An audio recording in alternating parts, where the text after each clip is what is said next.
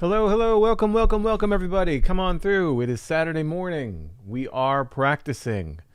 Welcome, folks. Hello, hello. While we're waiting to get started, we have 4 minutes and 42 seconds. Put in the chat where you are in the world. I'm in muggy St. Louis, Missouri.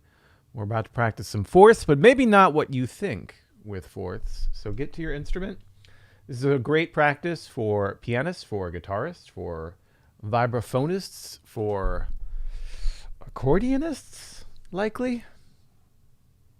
Arrangers, composers. Composers, definitely. If you're a songwriter and you want to work on some different ways to get around some simple chord changes, this would be a good one for you too. So get to it.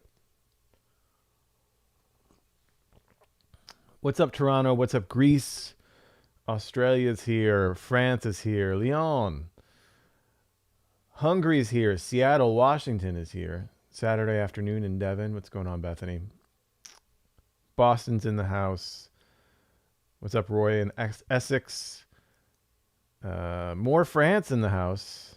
Y'all are killing it with the Olympics so far. My daughter's upstairs watching judo right now, actually, right above us. Baton Rouge. Speaking of French, Baton Rouge, Louisiana is in the house. Muggy, Wisconsin. Yeah, the whole Midwest right now has just got a cloud of humidity over it. Madison is in the house as well. Double, Wisconsin. Evernight's an accordionist. Eugene, Oregon. Bern, Switzerland. Kazakhstan's in the house. New Jersey's in the house. Southern California between LA and Palm Springs. Bet it's not too muggy there. Bet it's pretty nice. What's up, Canada? What's up, Bogota? What's up, Belgium? Diatonic accordionist. That's some next level stuff.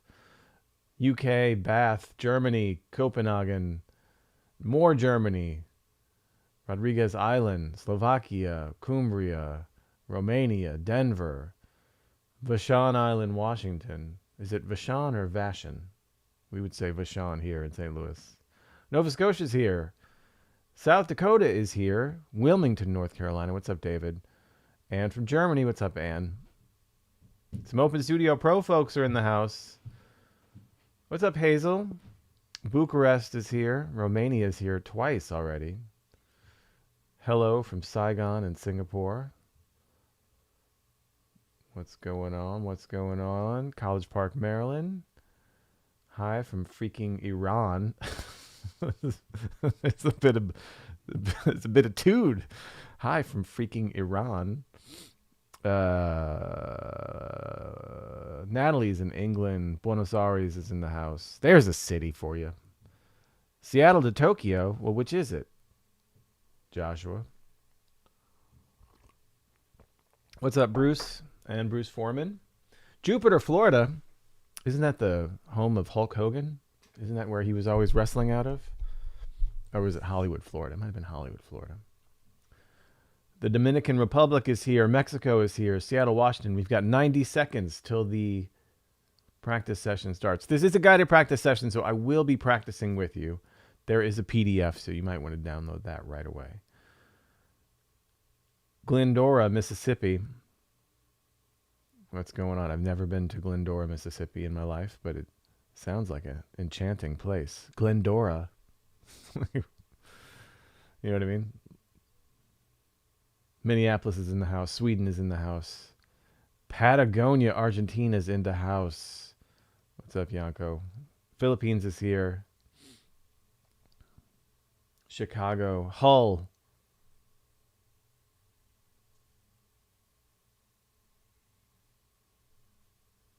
Darmstadt, Germany.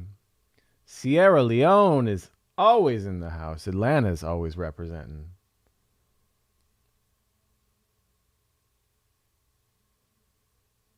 Oh, thank you, David. Yeah, that was a fun podcast to record. Iron Station, North Carolina is here. New Jersey's here. Indiana is here. Havana is here. Moscow is here. Slovenia. Hanoi. Look at this. While you're waiting, go ahead and smash that like button. We've got about 11 seconds left. So hit the like button, spread the word. China's in the house. We got people all over the world. South America, North America, Europe, Asia, Africa. We are We are everywhere today. Everywhere. Okay, countdown is over. Let's get to our session. Thank you so much for practicing with me today. My name is Adam Mattis. I'm the creative director here at Open Studio, and we love to go live here and practice these fun harmonic concepts we're working on today. Stacking fourths. This session is brought to you by Open Studio. It's going to be a good one. This video will remain up after this live is over indefinitely, so you can always come back to it. You might subscribe here to our YouTube channel, so you can always find these videos. We keep them in playlists. We keep them on our channel page, so you can always come back and check them out. And we're more than just a YouTube channel here at Open Studio. In fact, the YouTube channel is something that came way later. We are actually the world's largest online jazz education platform, and everything I'm covering today is part of a new course of mine called the Harmony Games over in Open Studio. And you can get that today for $27 if you check out the description. You can sign up for the Harmony Games and sort of get into the Open Studio universe.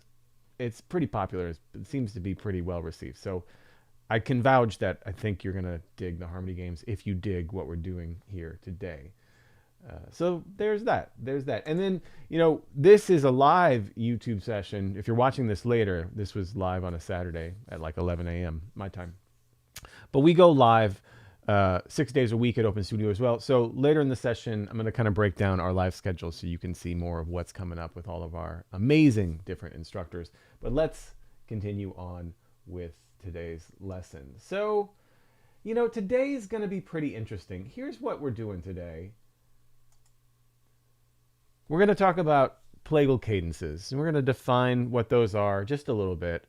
We're going to use them as a breath. So we're going to use them as this way to sort of breathe in within chords, right? So if you have one chord, you can use these Plagal movements as a way to just create a little bit of tension and release, like just for a second, as if you're breathing, as if you're inhaling, and then you just release it, right? We're also going to use these as a path. Now, this is when I was talking about how this session might be good for composers or songwriters or arrangers. This is that part of it. So how do you use these Plagal cadences as a bit of a pathway to get to more common chord progressions? And then once we establish that pathway, we're going to take it way out. If you stick around to the end, you will not be disappointed, because I went stupid with it. I got dumb towards the end. I don't know. I'm tired. You know what I mean? It's the morning. I just felt a little loopy, so I got dumb. So you're going to want to stick around, at least just to see the show, see what happens. Could be a train wreck. I don't know. It's live. Who knows what's going to happen? We'll see. Doesn't matter to me, but should be fun either way, entertaining either way. So that's what we're doing. That's what we're doing today. So one thing that I just want to point out is what a Plagal cadence is. Now, I got this from this really little-known site called Wikipedia. This is how Wikipedia defines a Plagal cadence, which I think is actually, when I looked at this, is simpler and more direct than a lot of the music definition websites that I was checking out for proper definition. This, to me, captures it. A Plagal cadence is a cadence from the 4 to the 1. It is also known as the Amen cadence because of its frequent setting to the text Amen in hymns. So here are their examples. Sounds like that. Now, we also will be dealing with the minor Plagal cadence. The minor Plagal cadence, also known as the perfect Plagal cadence, uses a minor 4 instead of a major 4 with a very similar voice leading to a perfect cadence. The minor Plagal cadence is a strong resolution to the tonic. That sounds like this. Right? That minor 4 to the 1. It's that Beatles sound. I think these are perfectly fine definitions for what we're doing today. But we're going to get into not just sort of the 4-1 version. When we start getting into the pathway version of this, we're going to talk about stacking that. And that's when it gets to be exciting. But let's start off with just using these as a breath. So I'm going to show you our... Well, before I get into this, actually, let me show you what this looks like. So when we talk about it as a breath, we mean here, if you're on a C chord, you can just throw this F over C, right? That's the 4, right? Remember, the Plagal cadence is like a 4 over the 1. So you can just kind of, you don't have to ask your mom to do this. Ask the band leader. If it feels appropriate, this is the way that you can add some movement, add some tension to just one chord. And that's what we're really going to be working on to start. That's the Plagal cadence as a breath. And as a path, it's when we start stacking, as I mentioned. So these, if you notice, if you look at the root of these, we're coming down in fourths to that C, right? F, if we go backwards, F is a fourth up from C, B flat is a fourth up from F, E flat is a fourth up from B flat, and A flat is a fourth up from E flat. This is sort of the opposite way to go from, you know, fifths, which would be like kind of an older sound. The Plagals give us more of that sort of rock and roll sound, that modern sound, that church sound as well. And it's really just a difference in which way we're going in this circle here. So if C, right, if we have our, let's try to find this here because it's opposite. Here we go. If we have our C, right, now like some classical harmony or some of that authentic cadence harmony, we would go this way on the circle, right? So if you were to back up that circle, you know, you got your C, and you can do all kinds of like from fifths away, right? Coming down in fifths. But if we go the other way, if we go this way, that's where we get that much darker sound, right? If this is kind of a bright, happy sound in the fifth, the other direction in the circle is a much darker sound. And so stacking that gets us that sound. That's really all of it. You know, there's not much to it here. And we can really play with this in a way. Oh, we know that's a guided practice session. We can really play with this in a way that makes it very useful for both just playing on one chord or creating chord progressions and writing music. So let's check out back to this. So here's our first way that we're going to practice, and this is the breath. So we have essentially 2 bars of C, 2 bars of A minor, 2 bars of F, and 2 bars of G. Now, we're going to practice putting a major chord a fourth up, no matter if the target chord is major or minor. So we do have one minor chord, the A minor. We're still going to play a D major there. We could do a D minor, which we'll see in a little bit. But I like to play sometimes with this mix of major and minor. There's no real rule for this, especially when we're just using this as a breath to create tension. So here's the first way with some major chords here as our fourth movement. Again, all of these, the F over the C, we're going to keep that C right there, right? We're going to put an F over the C. That's the 4 of C over C, back to C. And then A minor, got a D major, that's 4, 1, 2, 3, 4 up. Keep that A in the bass and back, right? The F, we've got that B flat, 1, 2, 3, 4, perfect fourth up. Just a B flat over F and then back. And it's just a way, you might flick up to these too. That kind of thing. Sounds good. Let's try it. Play with me here. Take a big deep breath. Biggest deep breath you've had all day. Let's get our metronome. This is from Bigfoot Braley, Dr. Funkenstein, my favorite slow tempo metronome setting here. Let's try this. 1, 2, 3.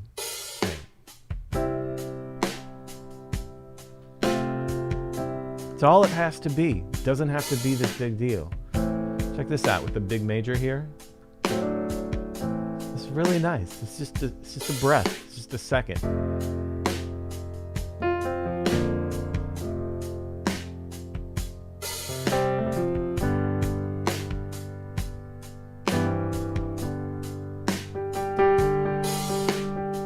Let's try that again.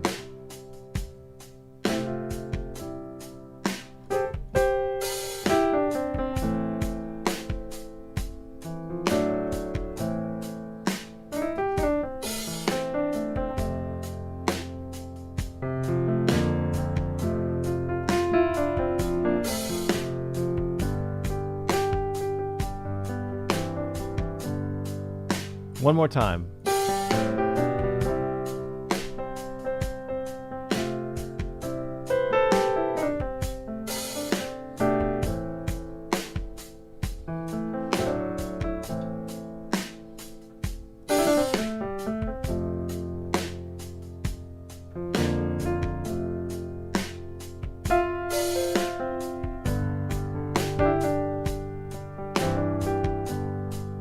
That's all there is to it. Now, this is but an exercise, right? We wouldn't do this with every chord, right? Anytime there's just one long chord and you're just doing this every single time, like anything, if we overuse it, it's going to become less effective. So it's really a way to use our taste and use our instinct. If we're feeling like a chord progression is getting repetitious, adding one of these Plagals over the root of the chord you're on is such an easy way to add that breath of tension and release. And it doesn't have to be just with major Plagals. Remember, we saw that minor Plagal, and we can use minor chords here on the exact same chord progression. So if we have 2 bars of C, 2 bars of A minor, 2 bars of F, and 2 bars of G, we can use all of their minor Plagals. So a fourth above our target, which is each one of these, as a minor chord, and we keep the root of the target in there. So for our C, we've got this F minor over C and back, and it creates this beautiful dark, even darker, right? This is a child is born, right?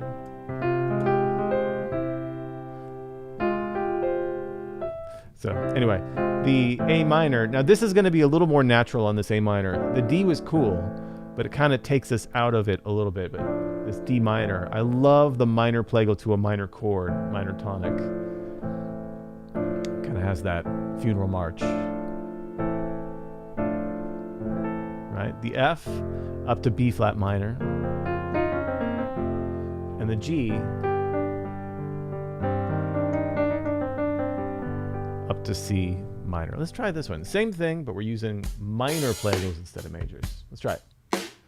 1, 2, 3.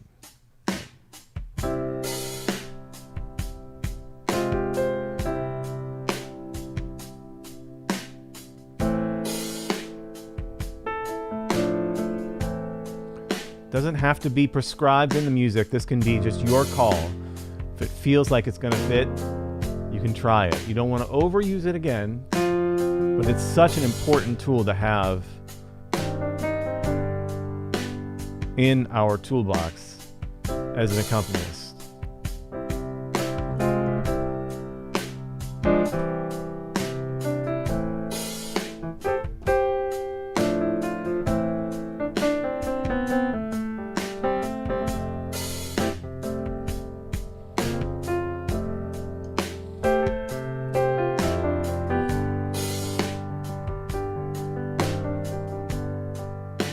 Let's try one more time.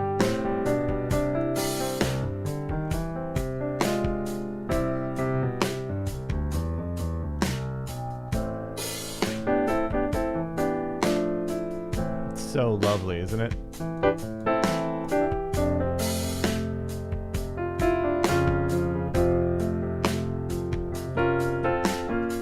can just play around with them too.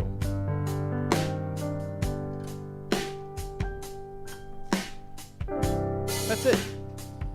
Those are kind of the two main ways, again, to use these Plagals or these resolutions from a fourth above our target as a way to breathe, right? We're not changing the root. We keep that C on the bottom.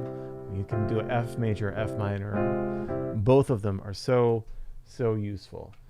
So it's really something that is so easy to add to your playing. Again, it's a spice. So if you use too much salt, it's going to ruin the dish. So keep that in mind, right? We want to use these in a very strategic way. So if you're watching this video and you're like, oh man, I wish I could see these and take this with me, there is a PDF in the description.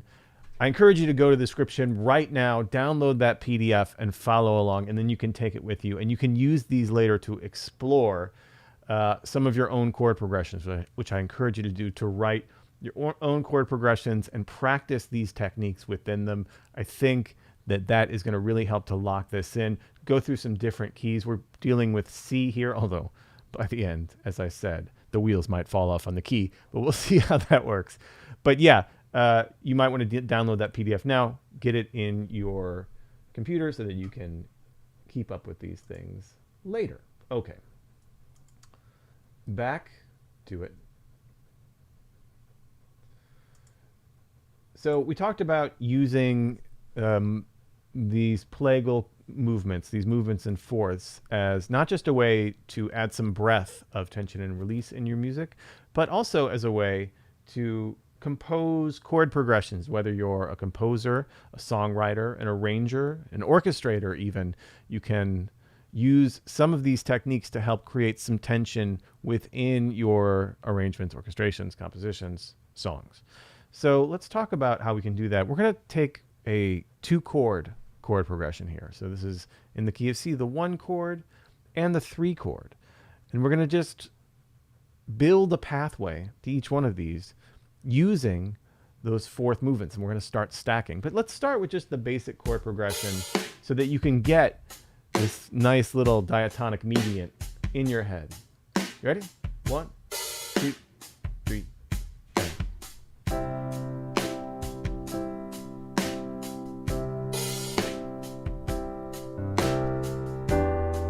I'm just adding some rhythm as I'm wont to do. It's just 2 bars of each. This is all this is.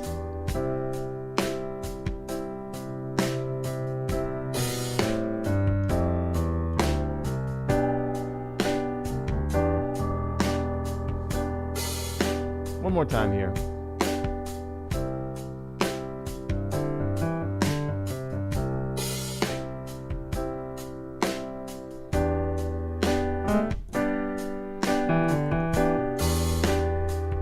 And that's it. Turn off my Drum Genius app here that I'm using again. Bigfoot Braley from Dr. Funkenstein, Parliament, the greatest band that ever was. Let's add one pathway to start. If we look at our top line here, let's just loop our top line. We are adding one Plagal above our target here, right? So we're adding an A minor above the E minor 7, and we're adding the F over the C. Now I want you to notice that I'm going to mirror the target with the Plagal. So if I'm heading to E minor 7, I'm going to use minor 7s. And when we stack them, we're going to stack even more. Let's try our first line here, adding one Plagal movement. Let's try. 1, 2, 3, and.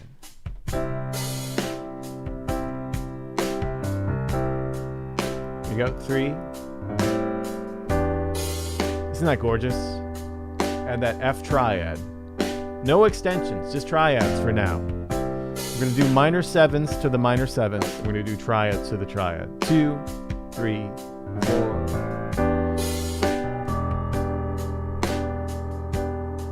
Play with me here, the top line.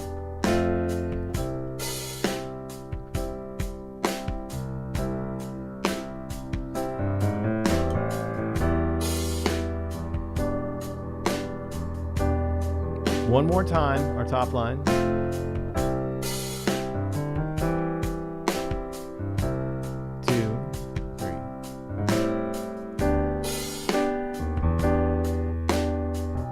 All right, our bottom line, let's add another stack. Bottom line, 1, 2, D minor 7. Hey. B flat, 2.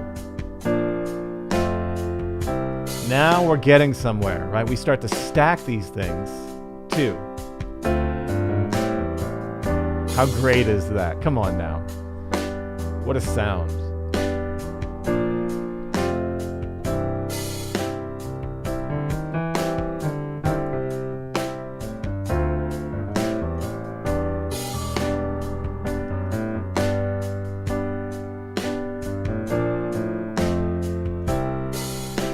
One more time here.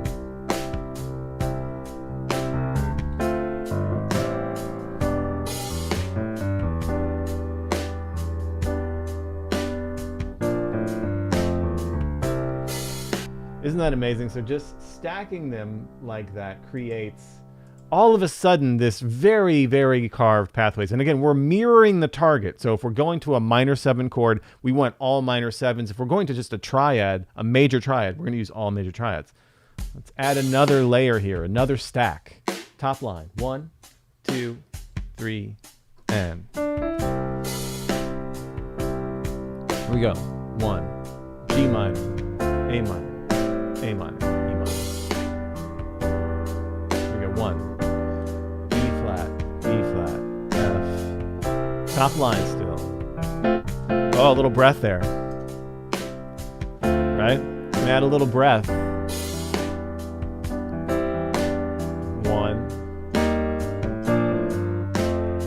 Top line again. 3.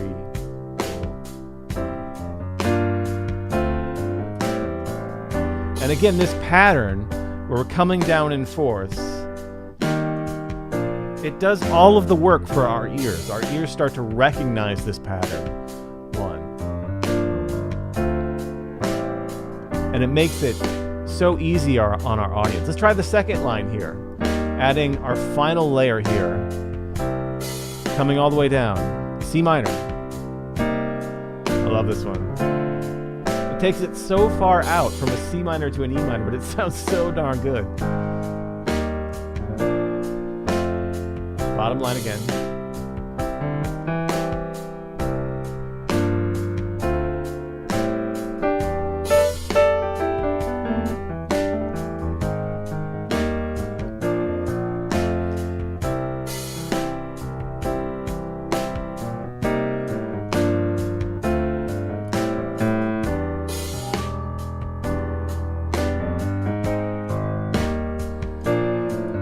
Last time.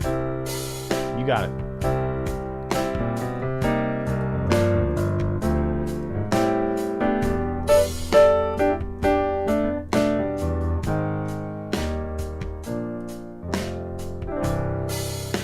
So this is where, you can use however many stacks you want to try to find your way home from somewhere. It's a great songwriting tool. It's a great composition tool. I think it's slept on with a lot of people who study like mid-20th century music because it's so fifths driven.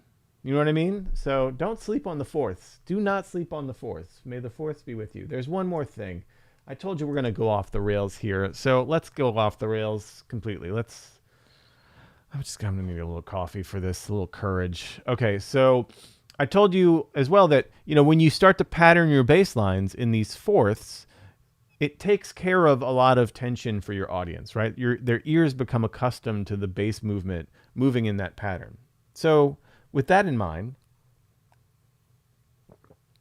we can actually start to get a little bit crazy. Instead of targeting our targets with the similar color, right? So instead of going to our E minor 7 with all minor 7s, what if we went to our E minor 7 with all majors? And then what if we just went nutso with the voicings, making them really, really thick and lush? Try the top line here. And then we're going to go back to our C major with all minor chords. Now, I did voicings that I would do because I like these big, thick voicings. I realize there's some big tenths in there. I can reach tenths, so I wanted to do it. So I apologize. If you can't reach it, you can roll it. I think I heard that in a circle somewhere. But yeah, let's try it from the top. 2, 3, and. So same root movement as before, but all majors going to our minor. Right? And it takes care of it. All minors going back to our major. Because of that fourth movement, right, we have a pattern established. And it sounds amazing. The harmony can be way out, but because of the pattern, our ears don't mind it nearly as much, right? It creates something to hold on to.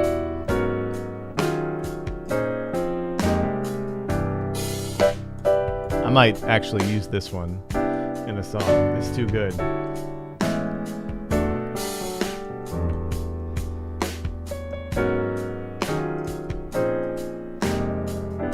Top line, one more time here. You know what I mean? Wheels are off, everybody. Wheels are off.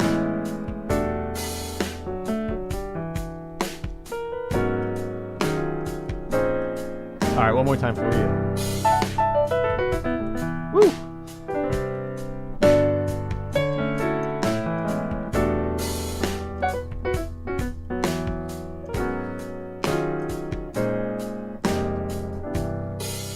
Just stop.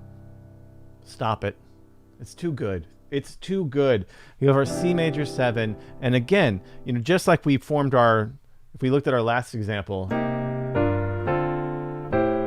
right, the bass line was the same. C, G, D, A, E minor. We're just coming down in fourths to an E, right? But instead of mirroring it with all minor chords to our minor tonic, right, we're coming in with all major chords that have nothing to do with each other. Same thing here. Instead of coming in with all major back to the C, we come in with all of these minor 11s.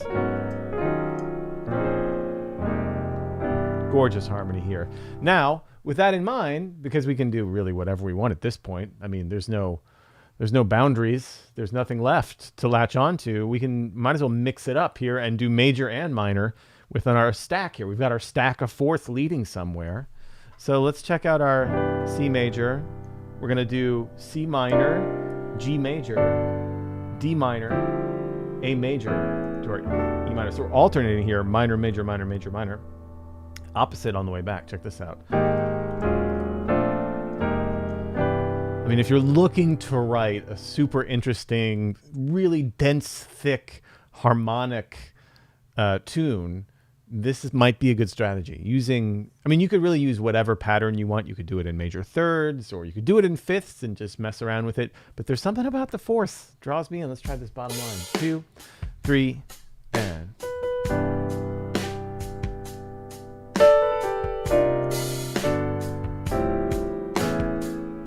Whew. Now I got some good voice leading on top here. I'm really thinking about my top note as a melody. I really want it to sing. So you're going to see some chromaticism happening.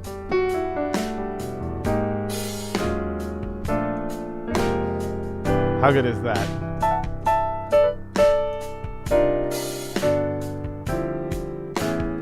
Now, if you're having trouble sight reading these voicings, I can't blame you at all. So again, download that PDF so you can study these a little bit if you don't know them already. Because these are some actually pretty typical thick-ass voicings, you can call them.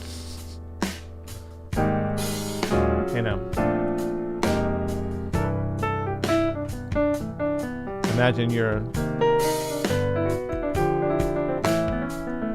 soloing over something like this.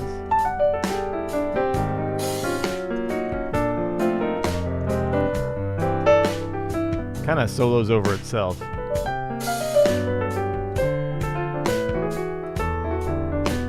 Just have to do some little fragments and you're sounding good. One more time.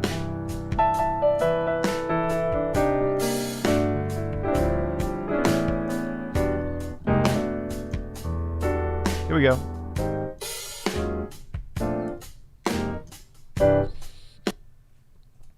And that's that. That is it.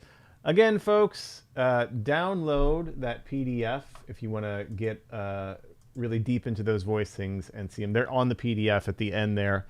And it wasn't too bad. The wheels didn't fall off too far from the truck. Not terrible. We got it. And again, all of these concepts are dealt with in my new course for Open Studio, the Harmony Games. We make a ton of courses at Open Studio. It's what we do, even more so than a YouTube channel. So you can click the link below here to check out the Harmony Games for just $27 this morning. It might be nice. I'm happy to take some questions here in the live chat, so go ahead and put it in. Someone says, are you ticklish? Extremely.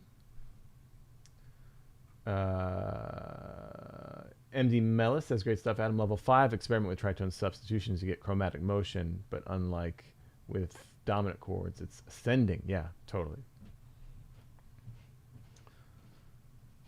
Thank you, Bruce. Thank you, Brian Fielding. Great to see you this week, live and in person. Oh, thank you, Chayla. Thank you, Anne. Cool.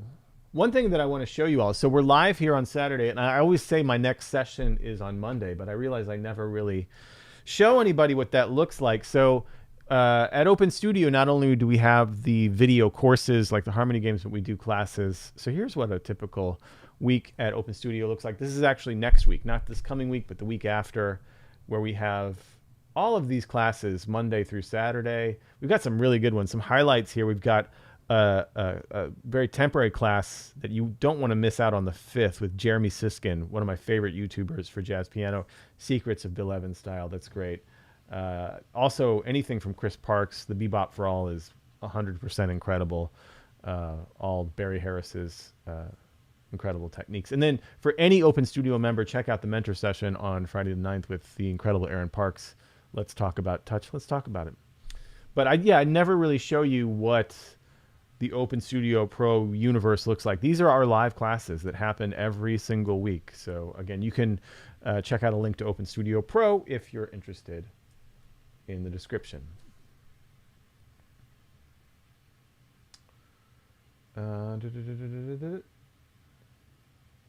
Natalie says, which scales for improvising over these gorgeous chords? Well, let's take a look at this last one. So if we look at our, I mentioned, like, if Natalie, if we're trying to improvise over this, we can be very basic. So for the C major, you can just use a major. For that C minor 11, I mean, I'm just going to think like Dorian, major, right?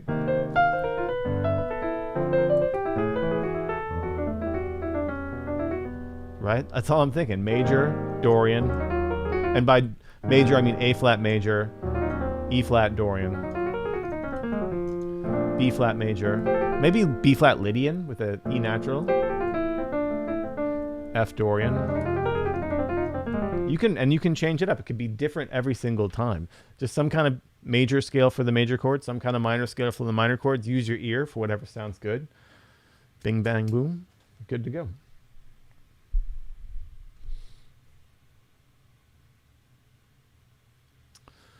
Rafa says, wondering if you could tell us more about this air and in between stuff. I've seen you talk about being in C and doing things like G over C, F over C, B flat over C. Yeah, so the breath, Rafa. So he's taking these breaths. So it's really, I don't know if there's any like hardcore, this is the theory that you must do. Certainly this Plagal is like number one, right? Where you're just moving to that Plagal, a fourth up over the C, right? I also love the 5th, which wasn't part of this session. That sort of Michael McDonald sound. Using a G triad over C as just a breath. Like if I have a C chord, you could also do, of course, the 4 minor, which we talked about. You could do the 5 minor, G minor. You could do the B flat, right? That flat 7 gives us like a dominant sound. At a certain point, these are all just triads. You can use more of the gospel sound, which would be like the 2 chord, right? A D minor,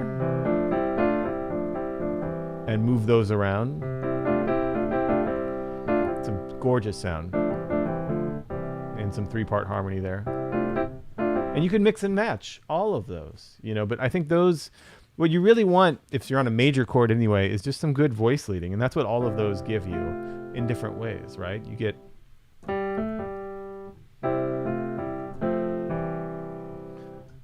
I think especially that D minor could be a good one to explore because you can really move it with some good voice leading all around. And you could also do D diminished. Like a D diminished triad, D, F, and A flat also works well. Almost like a F minor would, same family. Yeah, just breaking it up. That's really all it is.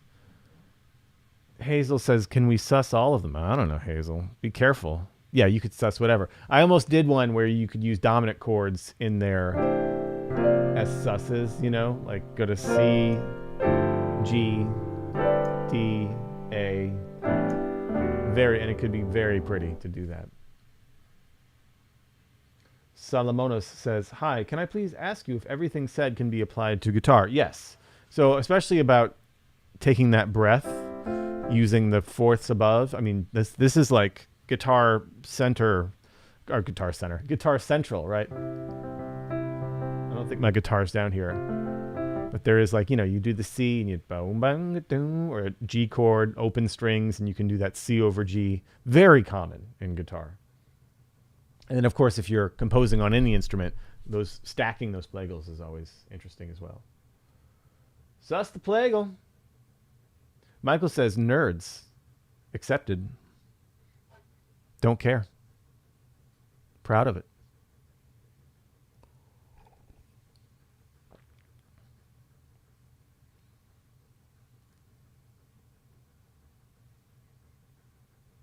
Ovi says, what is the etymological,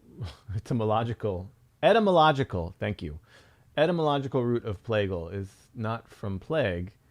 I don't know if there's a U in there, Ovi.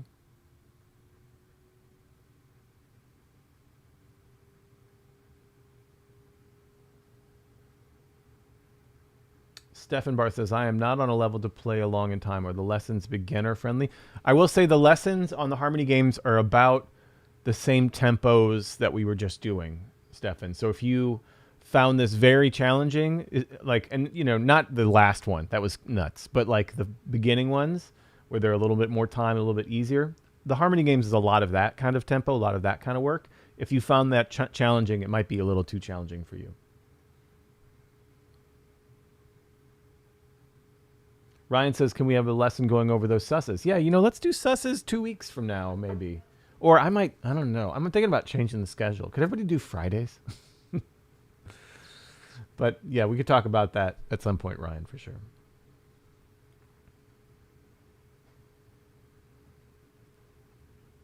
Oh, look, Chayla's on it. With the etymological, I hate that word. Etymological. David says, why don't you ever play the blues? I play the blues all the time. What are you talking about? Not a lot on here, but I love playing the blues.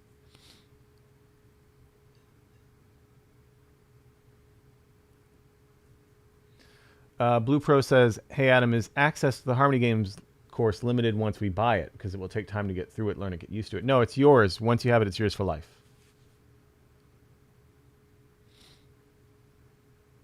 Hazel says, Adam, what are the tips to practice all those thick-ass voicings? Hazel, it's a good question, and let's take a look at them, because there are principles that go along with a lot of these. So one of the things to think about whenever you create any kind of voicing is how does it feel on your hands, and how does it feel, is it balanced, I guess is the question. So if you look at it, when I'm going below middle C, I start to really get wider at the bottom, and this is a very common arrangement technique or orchestration technique.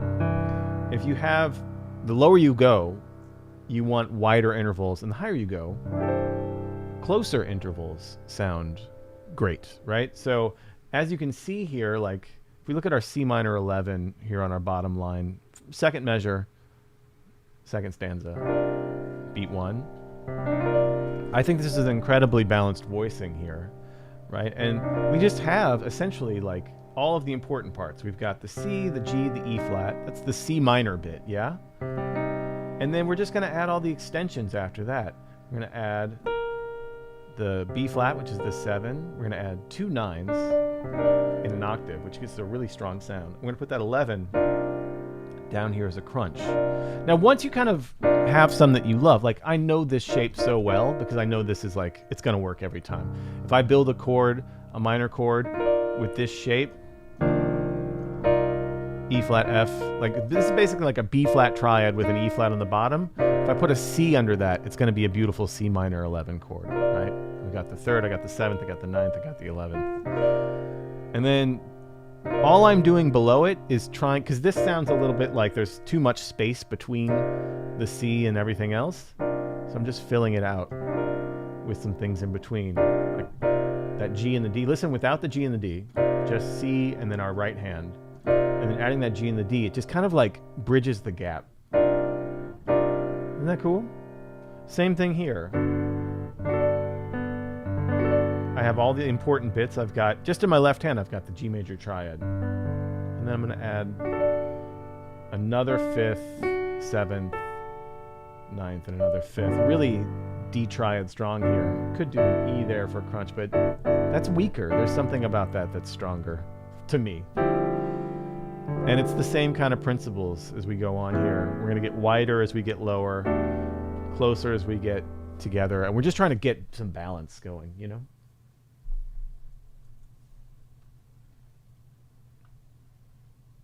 Yeah, Ryan, 11s really do warm up the minor chords.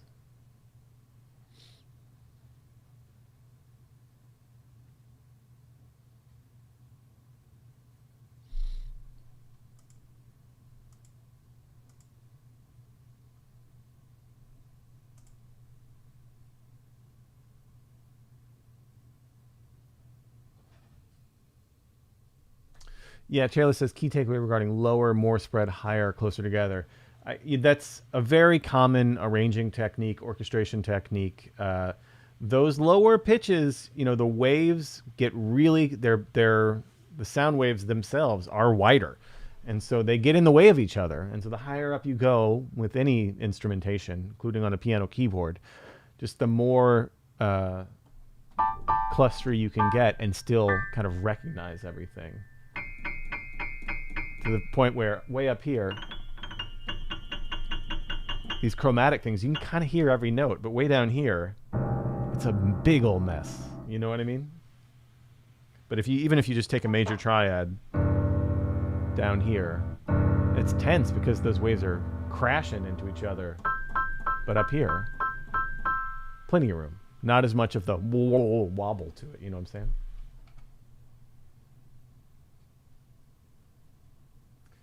BRW says, it seems like there's an emphasis to avoid doublings, but sometimes they sound good and sometimes they don't. And BRW, that is the trick, is that there is no hard and fast rule for anything. Using our ears is the best way to sound good with anything. If it sounds good to you, it sounds good, right? So there are some rules, for lack of a better word, or guidelines. Let's say guidelines is a better word, that we can use for doubling that can help in certain situations. But, you know, like I hear a lot of people do like some, you know, if you do something like this. Right, so here we have C, E, G, B, E, G, B. That's not good. It's something about, I mean, it's also not bad. Like it could be used in a context that I'm sure would be good. But if I'm playing a jazz standard and I do that, it's just compared to that, you know, where nothing is doubled, having everything doubled in octaves is not great. Now, then again, if we spread it out to these Barry Harris voicings, C, B, E, B, right? We're just reinforcing things, but notice that doubling here, everything's spread way far away from each other. It's not a big stack of thirds, right? It gives it more room for those doubles to act as like intensifiers as opposed to just like clutterers. You know what I'm saying? So doubling can get cluttered, but it can also emphasize certain things. So if I do something like this, right, I've got two A's here in an octave. And you can hear them more clearly. It brings them out. And it sounds really good. But again, there's some basic rules applying here. I got a big spread down here. And I've got some nice balance going on, a cluster, some things that help out our ears. If I did just a B here, it sounds good as well. A whole different sound. Doubling that A brings out the 11 in that E minor 11 chord. So it's really based on your ears.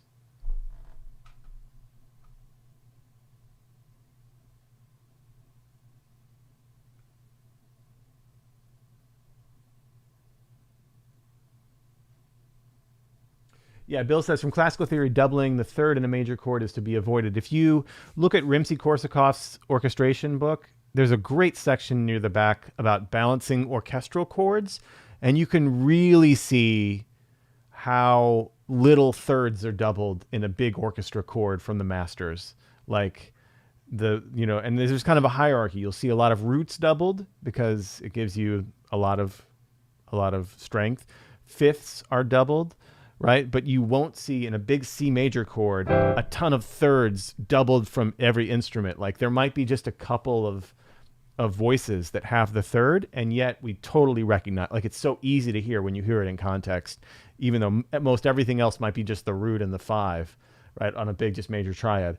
It's really interesting. And then once you get into some thicker chords, you can see as well some of the extensions are not doubled as much as, again, the root, some of the fundamentals. But it's I encourage everybody, it's a classic, the Rimsky-Korsakov orchestration book, and you can see that whole section in the back on balancing big orchestral chords. And there's some really, and also you'll see the balance thing too with the spacing at the bottom, spacing at the top. Really interesting stuff to read through.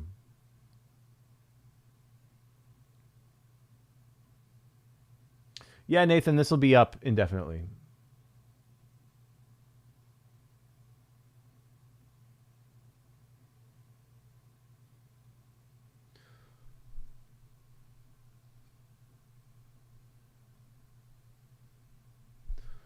Blue Pro says, Adam, you essentially teach jazz. If I become a member of Open Studio, will that be me? Will that be up to me to choose which lessons to study, or do you have a path kind of methods to guide the beginner? Yes, we have the jump start, the piano jump start, and we have a piano pathway. And actually we're building out, I was working just yesterday, Blue Pro, on some updated pathways for our beginners. And then if you become a member of Open Studio Pro, which is in the link there, that's all just live classes. And that's the reason why we have it, is it takes the guesswork out of what to practice. You practice what we're practicing, and it works out pretty well usually.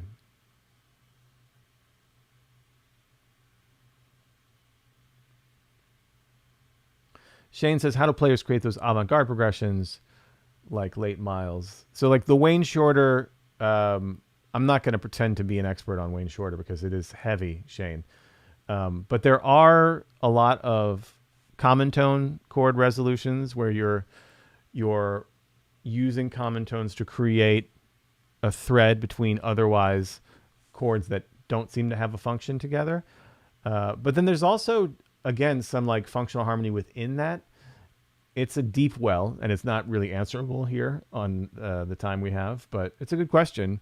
My advice to you is listen to that music a bunch and see what you notice. Like, learn a bunch of Wayne Shorter tunes, and what do you see? You know, how is Wayne creating that sound? He's really the godfather of that sound, you know, so how is he doing that? Shane says, is at some point random to find the chords? I mean, if you're using theory to prescribe your chord progressions only, then yes, it could seem random. So we don't want to prescribe chord progressions. We do want to use our ear. And if that's what you're going to define as random, then maybe. But you will find some patterns with every composer. Yeah, thank you, Eduardo. Principle of Orchestration is the name of the book by Korsakov. It's a classic.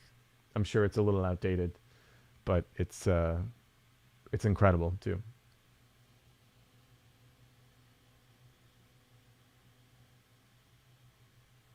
Oh, Morty's got a great question. This might be a bit unrelated, but when you play at a jam session and are comping without making any agreements, I wonder if I can put these. No. And are comping without making any agreements beforehand, what is your approach for alterations and chord substitutions or lack thereof on chords? It's a great question, Morty. So it depends on a lot of factors. How well do I know the people I'm playing with at a jam session? If it's not at all, if I'm going to go tomorrow night and sit in at Smalls with a bunch of people I've never met before, you know, I'm going to do alterations that I know. I mean, so there's a couple things. If you think, first of all, that the real book changes are the be all end all and we have to stick to those, first of all, that's a kind of misconception, right? In general, there's the sort of broad movements of the tune, and our first guide is always the melody and the broad chord movements. So, you know, if we're playing Autumn Leaves and we're on the F and the saxophonist is playing F, G, A, I'm probably not going to do a big like sharp 9, especially in this range, it's not going to be the end of the world because it's a tense chord meant to resolve, but it could clash if I'm doing the flat 9 and the sharp 9 while they're doing that, you know what I mean? So I'm probably going to do more like, oh, there's right there. I did this voicing, wouldn't do that either because they're going. So if I do that, I'm going to get a half step away. So you got to know the melody to everything and let that be your guide. So if I know they're going to play that melody and they're going to land on that D, well, okay, maybe the first time I just played regular B flat, but the second time, if I know they lean into it, I might give them a little, right? I know the melody. I know I anticipate they're going to go to that D. So I'm going to give that little F sharp to G thing, or maybe an E, something that doesn't clash, that actually helps to enhance. Now, if I don't know the bass player or anybody, I'm not going to do, that thing. That's overbearing, right? That's dictating too much, especially on the head. And then once we get into me accompanying them on their solos, it is a game of listen and support. If I hear them,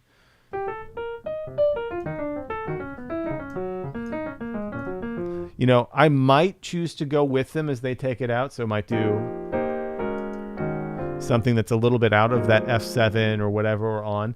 Also, I might just stick with the regular changes because that tension between the regular changes and them taking it out is what they want. They want that to sound like it doesn't fit. So it kind of, if you ever heard someone who's like got a great ear and they're always going with the soloist where they go all the time, it gets a little annoying. Like, it's kind of some pick-me energy almost, where it's like, okay, but let the tension happen too. Like, you don't have to always like hit everything with everybody. That's not really what it's all about, right? It's about the conversation, so don't feel like you always have to like nail it. You can stay with the simple changes and even your own tension from extensions and things like that. But you can, if you hear them, like if they're reaching some kind of apex and then they're like, and they're on there, well, they're giving you sort of a clue. I'm going to stick with this note. And you can really start to like ratchet up some things. A great listen for this is Kenny Kirkland, Black Codes from the Underground, his own solo record. Or his own record under his own name. Kenny Kirkland is a master at creating this tension underneath soloists like Branford and others. And you'll hear all of that very, very clearly. It's like a complete lesson on how to comp and where to go with tension.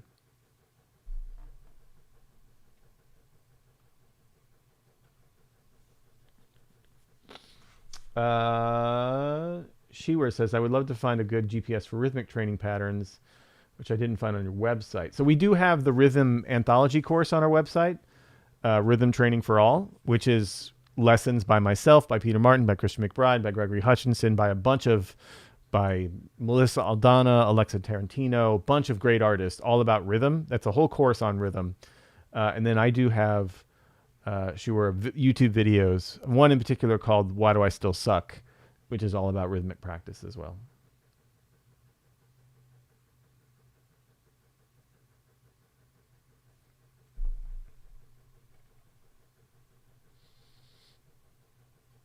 Andy Van Noy says, Adam, do you know who Sam Harris is? I hear you talk about a lot of lessons I've learned from Sam. Which Sam Harris? Do you mean Sam Harris, the jazz pianist, or Sam Harris, the neuroscientist / public intellectual / meditation app owner? Because if y'all don't know Sam Harris, the jazz pianist, first of all, start there. Incredible. Truly incredible. Underrated young jazz pianist.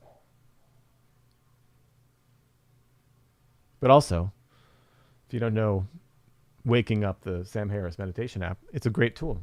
So especially if you've never meditated before, if you've never read anything about it, it's a great entry into that whole thing without any sort of religious baggage or anything like that. The mindfulness guy. Yeah. Yep. Yeah, Sam Harris. And that, I'm not really, I don't do the Waking Up app thing or anything. I'm kind of gotten into some deeper things from that, but it's a great entry point into mindfulness and meditation, 100%.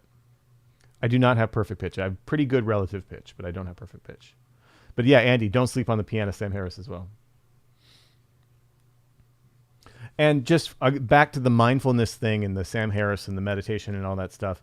For me, I think as an improviser, when you hear people talk about the art of improvising and really group interplay, even people who have nothing to do with meditation or mindfulness or any kind of spiritual presence of this, which, by the way, a lot of people who do it do, Herbie, Wayne, all those cats, you know, very much into that side of things. But even people like Miles, when they talk about it, it sounds a lot like the experience of Buddhists and people who practice meditation and mindfulness and being aware of what is here, their language. When you hear Art Blakey talk about it, when you hear people who don't have a connection to that sort of contemplative lifestyle, they're still using music as their like, and they are participating in music in very similar ways. So you don't have to have mindfulness to play with mindfulness, if that makes sense.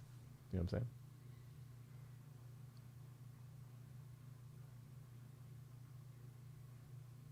Thank you, Bethany. Yeah, mindfulness warm-ups for me are the greatest thing for getting out of my own expectations of what I think I should do and what I think I should be and how I should be really good at this. You know, I should be so good at this is what I think when I sit down. And then that's the perfect way to crash and burn, you know?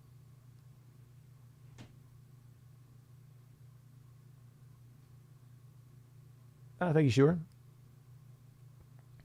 When in doubt, lay out. Wise words, Mark.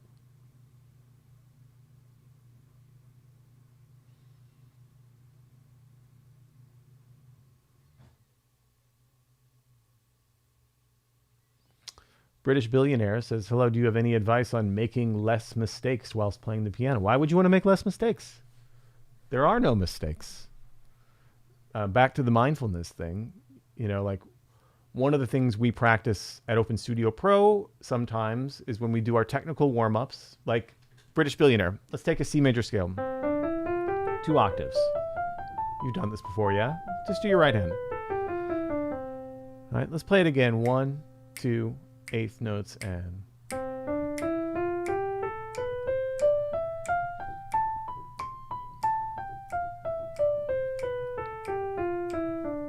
one of the simplest exercises we learn, you know, my 12-year-old's practicing it earlier this morning. We all learn it at an early age. C major scale, 2 octaves. We've heard it now. If you just played it with me, you've heard it on your instrument twice. I want you to do it again, eighth notes up and down 2 octaves. And this time I want you to focus on your mind's ear. Can you hear your ideal sound for this C major scale? What would this sound like, British Billionaire, if it was played in the perfect way for you, in the way that musically just lit you up, right? What would that sound like? Would it be totally technically perfect? Would it sound maybe like Keith Jarrett or Vladimir Horowitz? What would it sound? Would it sound like you, but just absolutely pristine on your instrument right now? See if you can hear that sound as you're playing it. Try to hear the sound in your mind's ear. And then here's the key. Whatever happens, do not care. Let go of any results, right? So if you mess it up, if it doesn't sound like the sound that's in your head, it's not your concern. If it sounds perfectly like the sound that's in your head and you nail it, also not your concern. That has nothing to do with you. Your only concern is hearing it in your mind's ear. Try it again. 2, 3, and.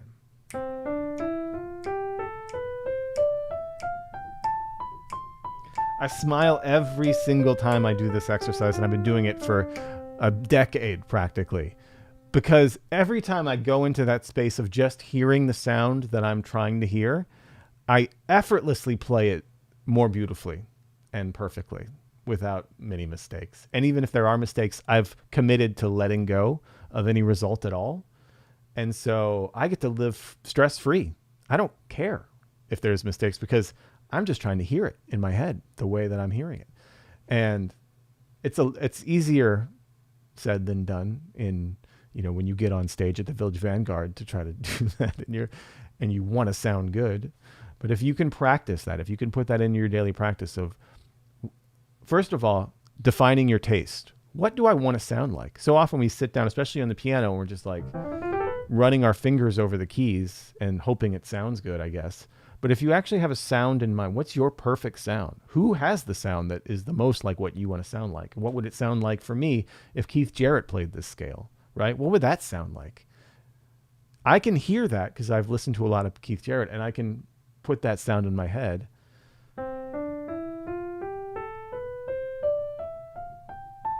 And then I don't care what actually happens. I don't care about the result. I just try to hear it. And then I do hear what I'm doing, of course. And I notice every time I'm like, oh man, not only does that sound much better than when I'm like, sound good. Oh, that sounded terrible. Just what I did there sounded so awkward. But it's also that what I did there took a lot of effort and had a lot of risk involved because I wanted it to sound good. And the other one where I was just trying to hear it sounded like Keith Jarrett was effortless and sounded amazing. So it's a lifetime of practice, though.